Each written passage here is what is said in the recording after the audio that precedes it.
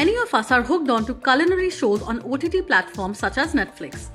Now, a few fans will be able to try the food that they see on these shows. Yes, you heard that right.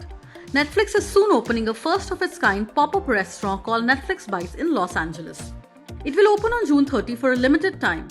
Interestingly, the eatery will have dishes from Netflix shows such as Chef's Table, Is It Cake, and many more. Well-known chefs including Dominic Crenn, Curtis Stone, and Nadia Hussain will come together and create a menu that will remind diners of their favorite culinary shows on the platform. Apart from the dining experience, customers will also get to try special cocktails crafted by mixologists from the series Drink Masters.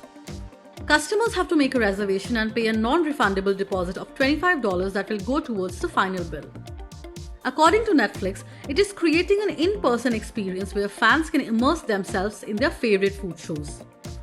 While the menu hasn't been disclosed yet, the soon-to-open restaurant is already creating a buzz thanks to the interesting concept. So what do you think of this initiative that promises a screen-to-table experience? Do tell us in the comments, and stay tuned to Gadgets 360 for all things tech.